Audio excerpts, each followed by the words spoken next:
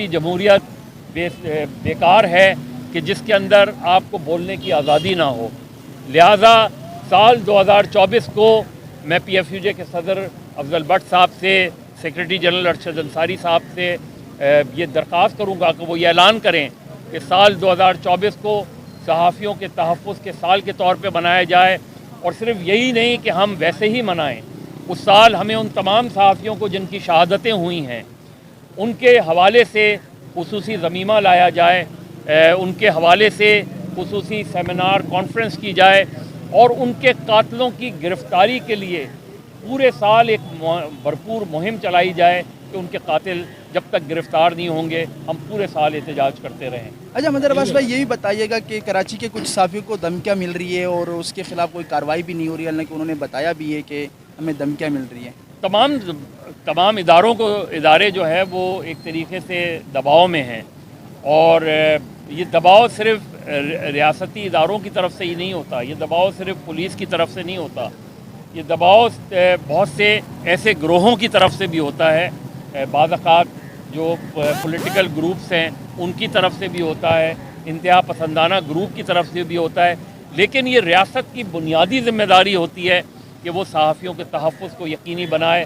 اگر کوئی صحافی شہید ہو جائے تو اس کے قاتلوں کو گرفتار کیا جائے، ان پر مقدمہ چلایا جائے، اور ان کے ساتھ جو ان کے لواحقین ہیں ان کے ساتھ انصاف فراہم کیا جائے. یہی بنیادی ہماری جدوجہد ہے. Thank you. जनरल ज़ियाउल हक़ जे दौर में सहाफ़ियुनि हिकिड़ी तारीख़ हलाई, जेल भरो तारीख़. छा अगरि जेकर हाणे जान मोहम्मद शहीद जान मोहम्मद मर खे इंसाफ़ नथो मिले त छा तव्हां उहा वरी साॻी तारीख़ हलाए सघो था? बिस्मिल्लाहिर्रहमानिर्रहीम. बिल्कुलु हैदराबाद कन्वेंशन में इन जो पधरो थी वियो आहे ऐं 6 जनवरी तक असां इंतज़ारु था कयूं ऐं नाला बि लिखिया विया आहिनि. ऐं मज़े जी ॻाल्हि इहा आहे त फ़ख़ुर जी ॻाल्हि इहा आहे त असांजा जेका लीडर आहिनि सभिनी पहले उन्हनि जा नाला आया आहिनि साम्हूं. असांजो कन्वीनर आहे सिंध एक्शन कमेटीअ जो, हुन पंहिंजो नालो पहिरीं लिखायो ऐं उन अनाउंस बि कयो. इहा मज़हर अब्बास साहिबु आहे, मुंहिंजो नालो लिखियलु आहे, फाज़िल जमीली साईं जो नालो लिखियलु आहे.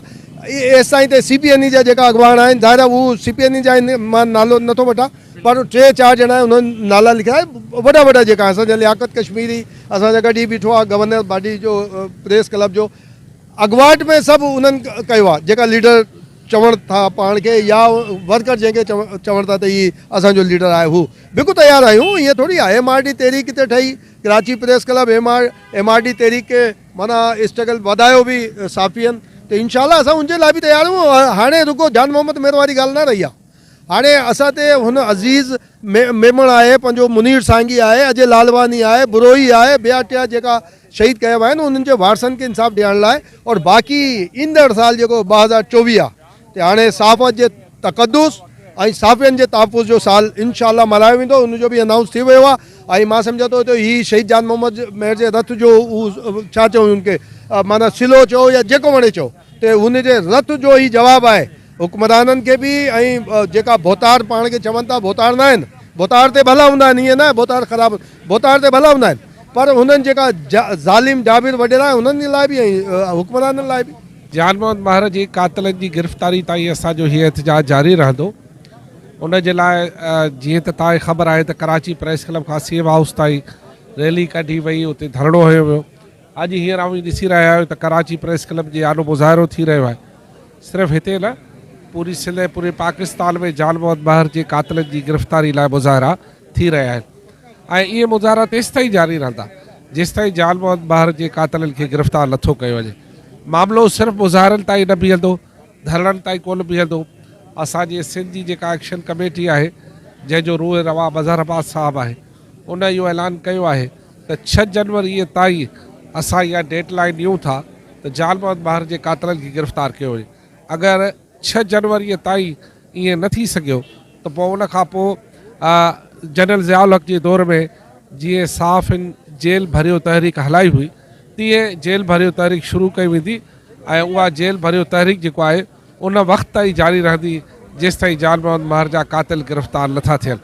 सहाफ़ियुनि खे जंहिं नमूने सां उन ते पाबंदियूं हयूं थियूं वञनि ऐं सहाफ़ियुनि सां जेके ज़्यादतियूं थी रहियूं आहिनि सॼे मुल्क में सहाफ़ती इदारनि सां, उहे हाणे बर्दाश्त जोगियूं न आहिनि. इन जे करे सहाफ़ी ऐं उन्हनि जूं जेके तनज़ीमूं आहिनि उहे अमल जे मैदान में आहिनि ही त तव्हांखे ख़बर आहे त मुज़ाहिरो सिर्फ़ु इन ॻाल्हि खे यादि कराइणो हो त असां खां जान मोहम्मद महर विसरियो न आहे।